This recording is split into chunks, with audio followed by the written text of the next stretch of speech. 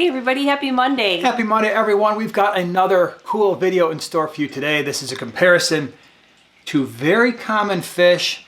It is the guppy versus the platy. Let's see which one comes out on top. There are a lot of similarities, but some important differences to know as well.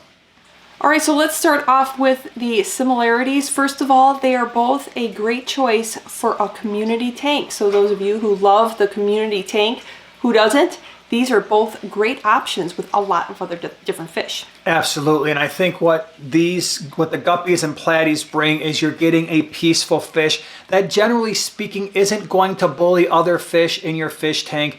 Yeah, sometimes the males can chase the females around a little bit, but it's not like you're keeping cichlids or something like that. So yeah, you're getting that community fish and you're getting a fish that's relatively peaceful. The other great thing with both of these type of fish is they both do great in planted tanks. So once you plant up your tank, you can have a beautiful aquascape. No, they will not eat your plants.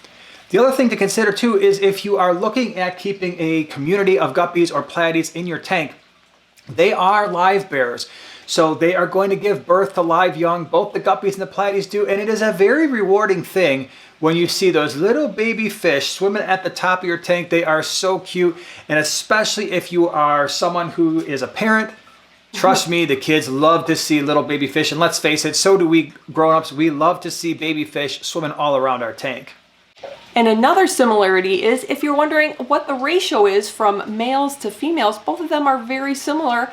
We would suggest keeping one male with 3 to 4 females. Now, I know a lot of times on the internet you see one male to 2 females, but I think you're better off with a bigger ratio just because those males can harass the females when it comes time to breed a little bit. And so having more females tends to space that out just a little bit more. The other nice thing when it comes to guppies and platies is they're really easy to feed. For the most part, they'll eat most of your commercially available flake foods and your mini pellets. They will love live baby brine. They love frozen brine. By the way, if you are looking for more information on guppies and platies and how to keep them, we've done extensive species profiles on both. I will put them in the upper right-hand corner as well as in the description below if you want to learn a lot more. Now for activity level, yep, they are very similar. They have a high activity level, which can be very interesting to watch your tank. They're going to be all over the tank with lots of action going on. And this is something really important to consider because a lot of people, when they're looking at those slightly larger tanks, like the standard 20 gallons or 29 gallons and above, a lot of times people are looking for fish that are going to swim in all areas of the tank. The platies and the guppies are both really good at that. They're going to use the top, the middle, the bottom. You're going to see them everywhere.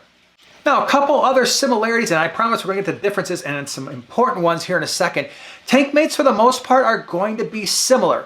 Now, they're going to have slightly different tank size requirements, which we're going to get to in the differences, but because they're community fish, because they're really very peaceful, for the most part, tank mates, what you can keep with your guppies is pretty much the same as what you're going to be able to keep with your platies.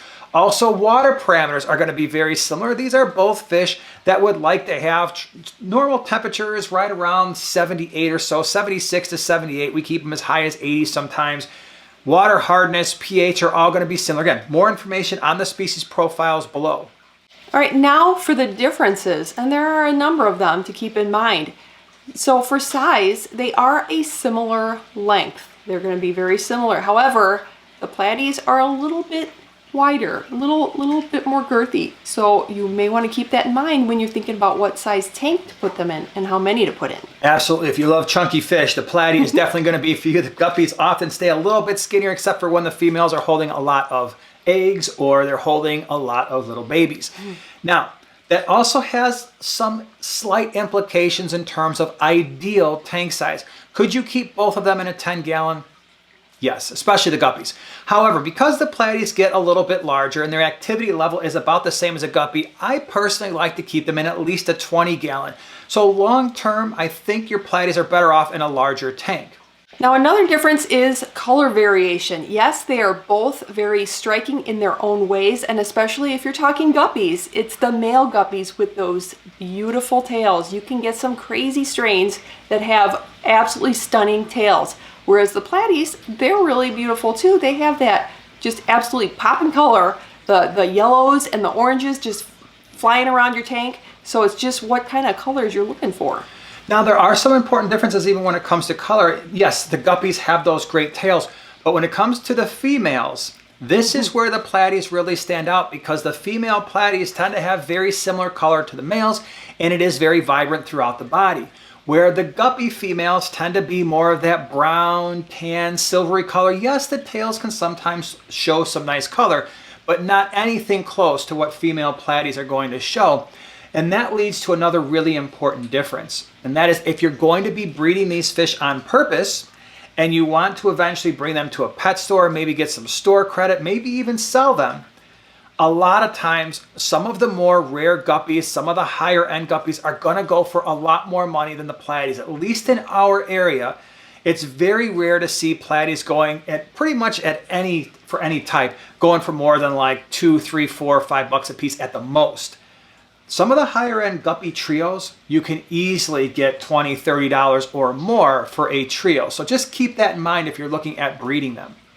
Another thing to keep in mind if you are breeding and your little guys have bred, the guppies will, generally speaking, produce more fry. So keep that in mind, especially if you're looking for adding cover to the top of the tank to keep those little babies alive. Yeah, for sure. At least in our experience, we tend to have our guppy tanks fill up a lot more than the platy tanks do, although both of them can be very prolific breeders.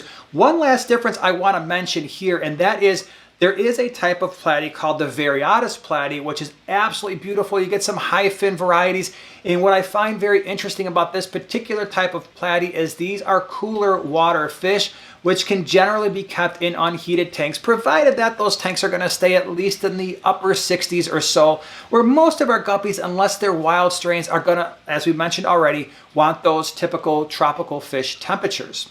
So those were some similarities, some differences. I know in this particular video, the differences aren't earth-shattering between the guppy and the platy, but they're both really excellent fish. Yes, they are beginner fish, but if you want a lot of color, a lot of activity, and fish that are going to stay pretty much all over your tank at all levels, definitely worth considering. Again, we've got the species profiles down in the description below. Highly recommend check them out. Appreciate you being here, and we'll see you in the next one. Bye.